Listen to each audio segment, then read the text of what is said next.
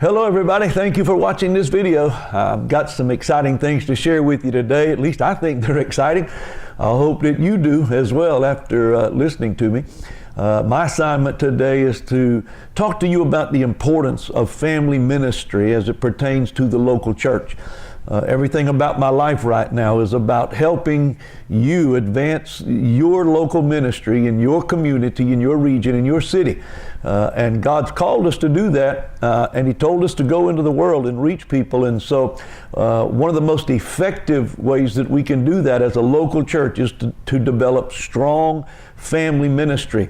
And I want to talk to you, in fact, about 5 reasons that your church needs to have a strong family ministry. So we'll go through those, but let me start in the Word. That's the best place to start anything. Let's start with the Word. Psalm chapter 78, verses 1 through 8. Listen carefully to this.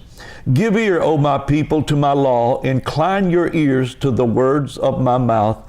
I will open my mouth in a parable. I will utter dark sayings of old, which we have heard and known, and our fathers have told us.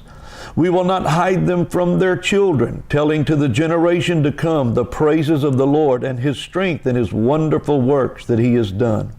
For He established a testimony in Jacob and appointed a law in Israel, which He commanded our fathers that they should make them known to their children, that the generation to come might know them, the children who would be born, that they may arise and declare to them, to their children, that they may set their hope in God and not forget the works of God, but keep His commandments, and may not be like their fathers, a stubborn and rebellious generation, a generation that did not set its heart aright, and whose spirit was not faithful to God. That's some powerful words. And in that passage of Scripture, you literally hear the heart of God.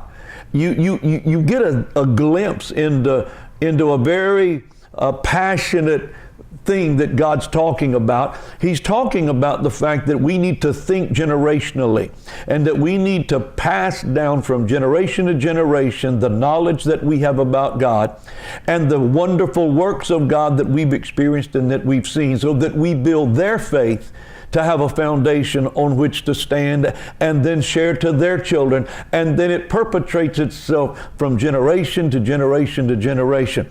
If there was ever a scripture that perfectly clearly expresses the heart of God, it's the one that we just read. So based on this passage, it's clear that God holds one generation accountable for the next generation. Now that's powerful, and that should cause us to have some sobering thoughts there. According to this passage, God says that we are going to be held accountable for the next generation after us. To leave the next generation ignorant of the works of God that He talked about in verse 7 is the greatest injustice that we can do to them. It's a sad indictment against the church that there is a generation coming after us that does not know the wonderful works of God and don't have the foundation that we were given by our previous generation. And I'm heavy about that. That's a major issue with me. Some of you have heard me talk, in fact, about the concept of thinking generationally. It is, in my opinion, one of the great mistakes of the church in my lifetime. And that mistake is that we have not been intentional and strategic about bringing along the next generation to where we are.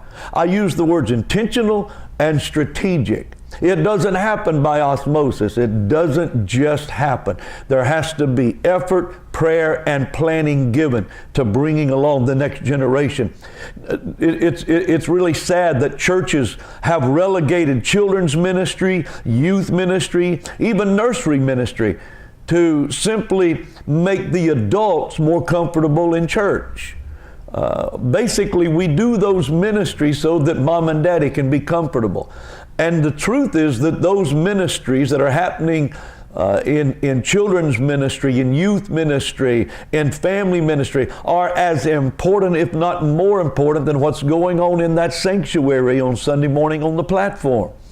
And if we change our thinking, if we shift our thinking to that kind of concept, we're going to start building strong families again, and another generation behind us is going to come along in good shape.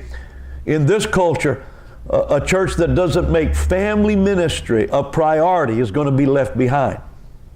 I say that strongly. If in this culture, in today's American culture, if your church is not strongly involved in family ministry, you're going to get left behind. So, how does a church structure itself to do effective family ministry? Let me give you about 5 different things, and then we're going to talk about 5 reasons you need them. But let me give you some ideas on helping to make your church relevant when it comes to family ministry. Number 1, engage with families in your church by providing them with all of the tools possible to strengthen the family, and be intentional about it. In other words, engage with the families of your church and give them tools by which they can make their family even stronger. Find out what the husbands and the wives, the fathers and the mothers, find out what they need from you to make their family stronger. Find out what husbands and wives need to make their marriage stronger, and provide tools and provide resources for those things. Number 2, making ministry to the entire family ministry. That's not deep. Making ministry to the entire family ministry. Making it a functioning ministry, a viable ministry in your church is key to developing a strong family ministry. Number 3, highlight and promote families who are creatively doing family. I'm sure that there are some families in your church that are model families. There are some families in your church, I'm sure, that could help others that are struggling, and they set a great example in your church. Highlight those families. Stand up on Sunday morning and do a Q&A with them about family ministry. Just be creative. You can do it. Find out how you can use families in your church to provide some hope and some help to other families. Number 4, provide family sharing groups. You can do that in a variety of ways, and I wouldn't even begin to tell you how to make that happen, but get family groups together, sharing groups together that can share knowledge and share experiences and share insights and truths that each of them have gained and learned. Again, it's being intentional, it's being strategic. And number 5, challenge fathers and husbands. I'm going to talk more about that in a second, but I want you to challenge fathers. I'm hard on fathers. I'm hard on husbands, because I see in the Word of God that if the marriage falls apart, God's going to come looking for the man. In fact, if you'll remember in the very beginning, when the first marriage got into trouble, when Eve sinned and ate of the fruit and gave to Adam then, and he ate. When God come walking in the garden, they were hiding from God. The first word out of God's mouth was, "Adam, where are you?" God came looking for Adam because it was Adam that got the instruction. Adam was given instruction by God on how he was to conduct his marriage and how he was to protect his wife, and he let his wife fall, and God came looking for Adam. I'm heavy on that. I find in Ephesians chapter 5, God says, "Husbands, love your wives as Christ loved the church and gave himself for her." The impetus there is on the husband and on the father to be the strong spiritual leader. So I wanted you to consider challenging fathers and husbands to come to a whole nother level of spirituality in their home. Now, let me give you 5 reasons that your church needs to have strong family ministry incorporated into the DNA of your church. Number 1, catch this. This is cute, but it's true. Number 1, the cow follows the calf. Now, the reason that's important is this. If you talk to a farmer who has anything to do with cows, you will know that a mama cow will follow the calf wherever the calf goes. We have in this culture today families who will follow their children. In other words, if children are happy in a church, parents will go to make their children happy, even if it's not their favorite church. That is a proven fact. It has been proven out in every survey that has been taken. In this culture, families will follow children. When it comes to growing your church, when it comes to developing your church with new families in your church, the place to start is with children and youth ministry, and develop the strongest, most powerful ministry you can develop to children and youth, and you'll gain families in your church. That's as simple as it gets, and it's a fact. Again, it's a shame that we've relegated children's ministry to just something that we do in the back room. In the culture that I grew up in, children followed the parents. I jokingly tell people all the time, I had a drug problem when I was a child. My parents drugged me to church week after week, and I didn't get to say where we were going to church. In my day, it was different. The cow or the calf followed the cow. But in this culture, it's just reverse. So you need to provide children and youth ministry that's strong. Make it the strongest part of your ministry. Number two, the second reason you need strong family ministry is this: strong families, strong church. Strong families, strong church. The family is the basic unit of the church. If you don't have families, you don't have a church. So the evil assault on the family by Satan is strategic. Families are in trouble in our society. Families are falling apart. Marriages are disintegrating because there is a strategic effort on the part of the enemy, the devil, to destroy families. The basic unit of the family is the marriage. So if you want to destroy the family, you simply destroy the marriage. You get mom and daddy sideways with each other and divorcing and separating, and you've destroyed an entire family. So, churches, if we want our churches to be strong, we must keep the foundation strong. Everything is built on foundation. The church is built on foundation, and the foundation of the local church is the family. Churches don't have the luxury. You and your church don't have the luxury of relegating family ministry to the back room or as an afterthought. Let me show you why it's so important. Let me really help you with this. I want to use the whiteboard to illustrate something to you that I think will drive this point home.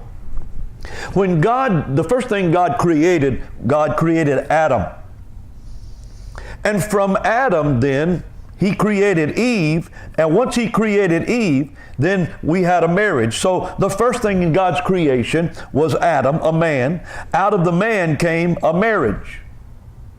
Now, from the marriage, then, they had children. And then you have a family. Man, a marriage, and a family. From families, then, comes entire communities. So you see how it's growing? Now, watch. From communities, then, you end up with entire nations. Now, you see the pyramid? Now, here's the bottom line. At the bottom of the pyramid, it is resting on, it is anchored on the man. If you destroy this, the man, you destroy the marriage. If you destroy the marriage, all of this crumbles. Everything falls apart. That's why Satan is after men, and he's after marriages, and he's after families. Because when you destroy the family unit, starting with men and marriages, you destroy everything in our culture. And that's really where we are today. Our culture has been destroyed that way, strategically, by the enemy. So if you want to make your church strong, you go back to making strong men, developing strong marriages, and developing strong families. And your church will be strong, because the family is the basic unit of the church. Hallelujah. I feel like preaching. Now, number 3, you need strong family ministry to reach the unchurched. Strong families provide a model and a hope for the ones who are dysfunctional, and there are a lot of them in your community, in your city, in your region. There are many dysfunctional families. You know, you're thinking of them right now. You know them. They're all over. And strong families in your church give those people hope that maybe somehow mine can be that way. And it provides an alternative to a dysfunctional society. And it provides hope where there's hopelessness. Strong families demonstrating that, living that out, living life in front of your community with strong foundations gives hope. When the families in the church are as broken as the ones in the world, then there's no light in the darkness whatsoever. And sadly, that's the case too often, that the families in the church are as dysfunctional and messed up and broken as the ones in the world. That's why you as leaders in the church, it is our responsibility to develop strong family ministry and strong families. Can you imagine what would happen in your city or your region if a strong core of godly families from your church began demonstrating what family should look like? Wow, things could turn immediately, quickly in your city and in your region. Number 4, you need strong family ministry to prepare your church to outlive you. There's a choice to be made. Do we continue to make church comfortable for us and lose a generation, or do we structure it to add families and disciple children and young people? That's the choice.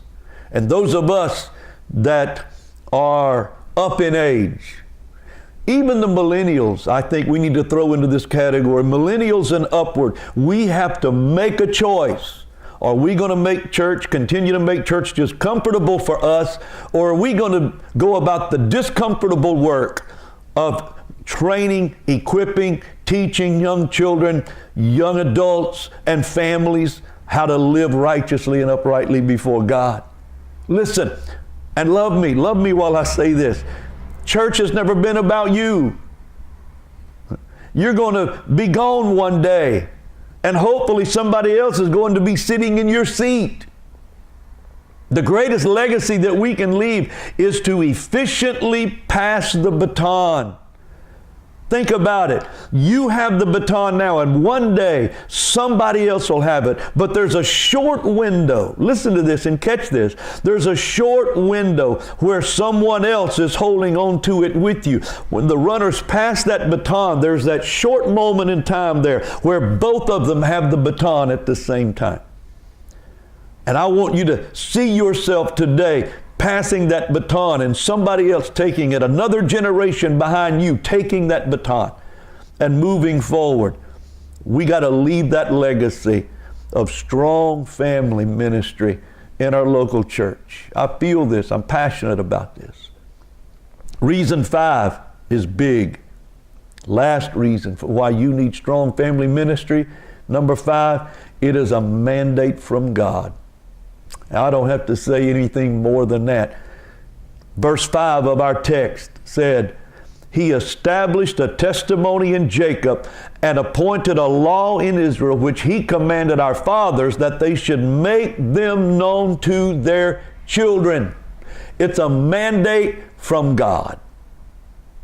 And in verse 4, He said, Tell the generation to come the praises of the Lord and His strength and His wonderful works that He's done. Tell the previous generation.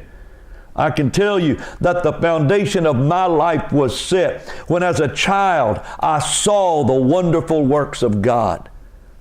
I've always been anchored in the fact that God can do anything because a previous generation told me about the works of God and demonstrated His power to me. I saw it, I experienced it, I felt it, and I came from a church that had strong families that believed passionately in the power of God and in the greatness of God, and they demonstrated that to me, and it's been an anchor in my life ever since. Pastor, church, we cannot be casual about this mandate. The only hope the next generation has is us. It's you. The only hope that the next generation has is you. God told us to tell them, show them, model it for them. I pray today that your church make a necessary shift. Shift from being a church that does family ministry to a family ministry church. Think about that shift. The shift is from doing family ministry to being a family ministry church, a church with its foundation built on the family and doing everything that you can to strengthen families. I pray today that this burns in you and that you'll grab hold of this truth and that it will shake you to the point of reevaluating exactly how you're doing ministry in your church.